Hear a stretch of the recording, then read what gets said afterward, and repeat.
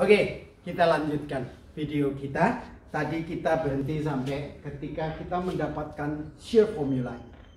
Ya, akibat gaya geser D atau V, tegangan yang kita dapatkan adalah juga tegangan geser. Ini adalah tegangan geser. Ya, tegangan yang bekerja pada bidang. Kalau normal itu tegak lurus bidang. Ini tegangan yang bekerja pada bidang. Ya, pada bidang bisa arah sini, bisa arah begini. Ini adalah pada bidang. Kalau sigma itu keluar bidang, tegak lurus bidang. Oke, ini adalah tegangan yang kita miliki karena pada bidang kita sebut tau. Kalau normal kita sebut sigma, kita beri simbol sigma. Oke, lanjut ya. Oke, tau adalah V atau D, gaya geser yang bekerja pada titik tersebut, dikalikan Q. Q adalah statis momen. Statis momen itu luas dikalikan jaraknya ya ke pusat, ke garis netral. Ya, Q adalah A aksen dikalikan Y, ya, dikalikan Y. Oke, dikalikan Y. Jadi luasnya A aksen ini mestinya kali Y ini ya. Kali Y. Oke, statik momen dari luas A terhadap garis netral kali Y. Oke, ini A aksen dihitung dari tempat di mana kita akan menghitung garis tau atau tegangan geser. Jadi kalau dan itu misalnya saya ingin menghitung ini tau di ini sumbu X, tepat di sumbu X, berapa besarnya tau. Oke, kalau akibat momen lentur di garis netral 0 toh.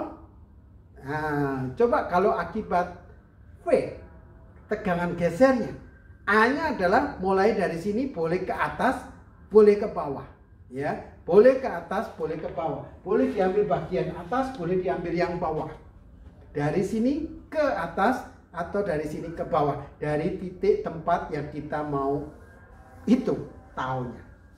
B itu A, dikalikan jaraknya ke garis netral. Demikian juga kalau saya mau menghitung berapa besarnya tau di sini, di serat paling ekstrim, paling jauh dari garis netral. A-nya boleh diambil yang paling atas, tentunya 0. Ya, tentunya 0. Atau ke bawah, luasan penuh. Dikalikan dengan jaraknya ke garis netral. Nah, kalau di sini ke atas, luasnya 0, jaraknya tentu saja H/2. Tapi hasilnya 0. Atau kalau boleh toh A-nya diambil yang bawah, berarti luasnya B kali H, tapi jaraknya titik beratnya ya di sini dikalikan jaraknya ke garis netral, jaraknya sama dengan 0. Luasnya B kali H, jaraknya 0, tetap 0. Q-nya 0.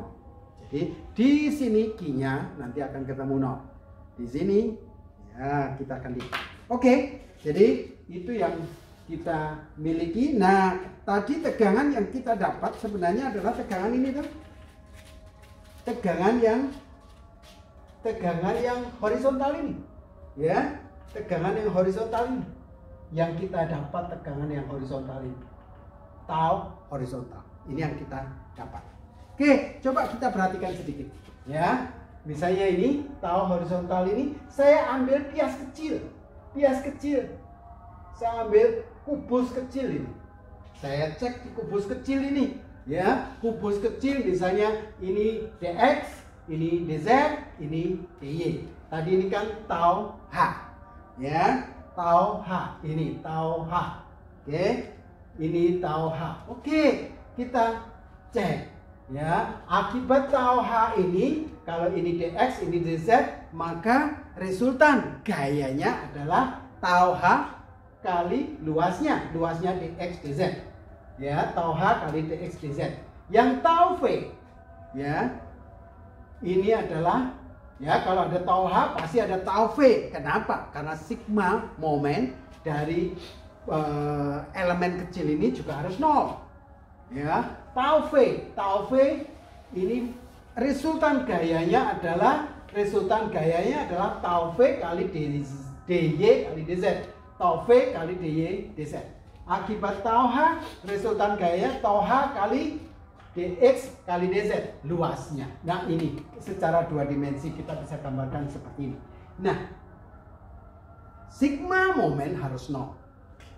Akibat ini, ya, jaraknya ini dy pasti ada momen. Momennya sebesar tau H dx dy. Ini bukan, ini dy betul. Ini tau dx dz, ini salah. Tau H dx dz, ya. Mestinya tau H dx dz kalikan jaraknya dy, momen berlawanan jarum jam.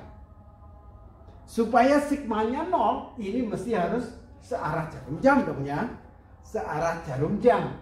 Supaya sigma momen nantinya 0. Ini sebesar tau V dy dz dikalikan jarak ini momen kopel dx.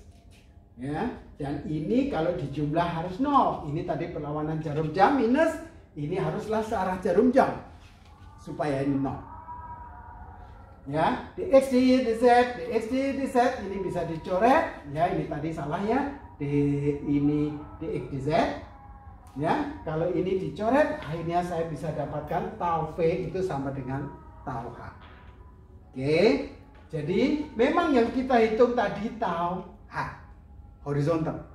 Tapi kita bisa dapati, kita bisa buktikan selain ada tegangan dalam arah horizontal seperti ini, ya, ini juga akan ada tegangan arah vertikal.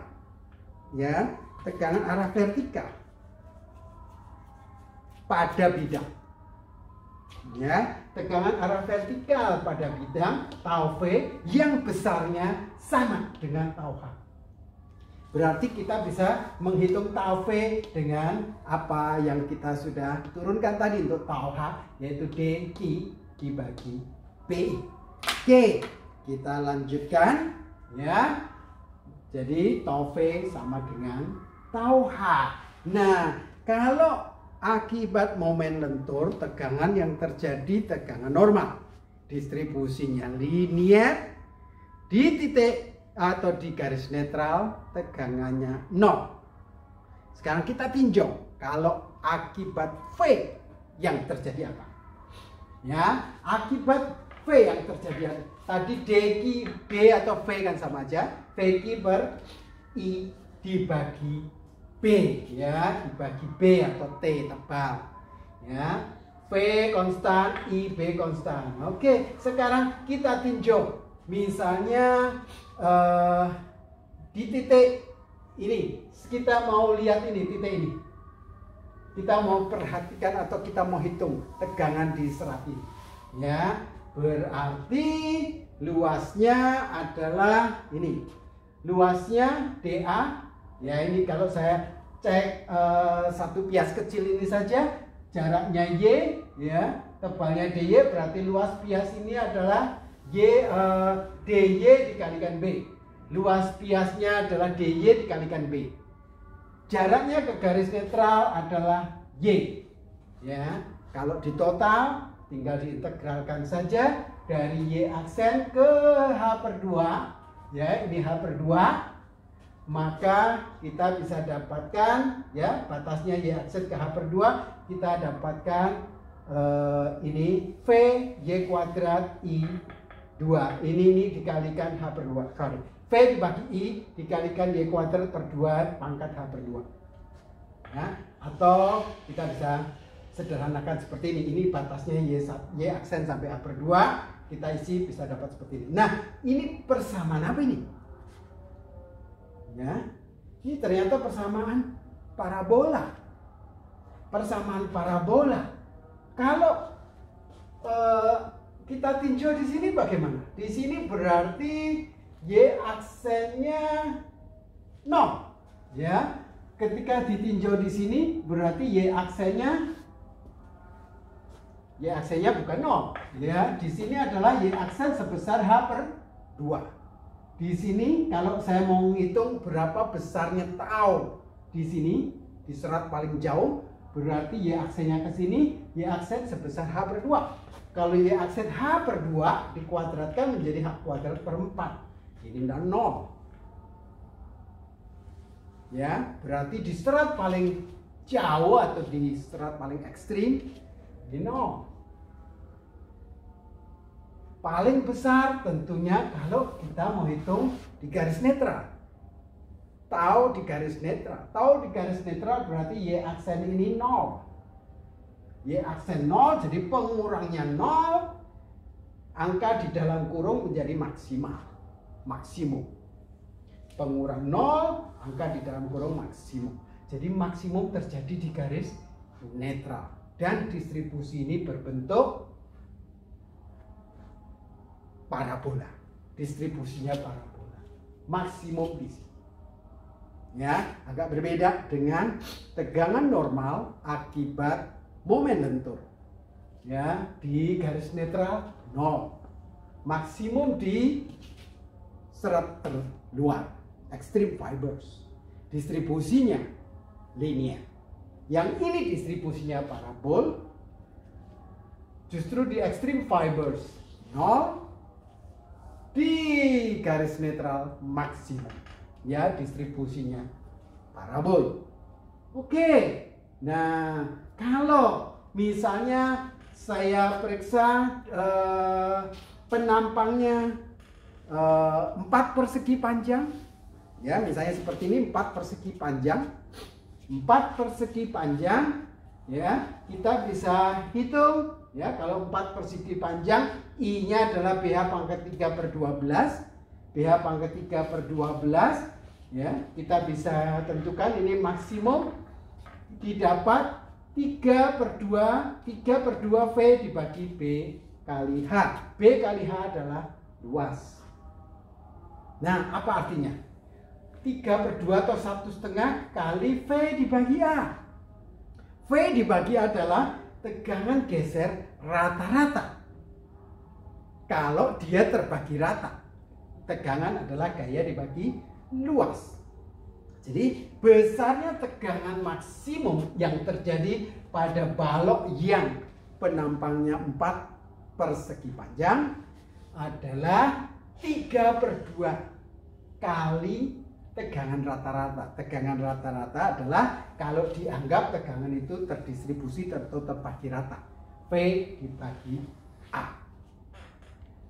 Oke, itu dari sini teman-teman bisa mulai berlatih, ya. Misalnya untuk balok seperti ini, balok misalnya balok kayu, ya, wooden beam, lebar baloknya 20, tingginya 25. Oke, tegangan normal yang diizinkan 57,6 KSC, kilogram per square centimeters. Kilogram per centimeter persegi. Tegangan normal yang diizinkan. Akibat ini kan ada momen. Ya, akibat momen ada tegangan normal. Yang diizinkan atau maksimum 57,6. Tegangan geser maksimum yang diizinkan 14,4 KSC, kilogram per square centimeters. Tolong perhatikan satuan, jangan sampai salah. Nah, kalau C ini 0,45 meter, tolong dihitung berapa besarnya P maksimum yang dapat bekerja pada balok ini. Ya, tolong ini coba dikerjakan. Saya akan lanjutkan sedikit lagi, ya, dalam satu term, ya. Ini yang disebut dengan shear flow, oke, atau aliran geser. Ya, ini seperti ini tadi. Tadi kita dapati bahwa tau ini kan horizontal tadi, ya. Ya, tegangan geser horizontal, tegangan geser horizontal, ya, pada setiap titik. Nah, tegangan geser horizontal. Kalau ini saya potong, katakanlah ini sebesar 1, ya, satu satuan panjang, taunya sebesar tau, ya, di potongan ini tau. Berapa sih besarnya gaya, ya, resultan gaya geser yang bekerja pada potongan sebesar 1 satuan. Berarti tau kali luas. Luasnya adalah 1 kali tebalnya B. Tau kali 1 kali B.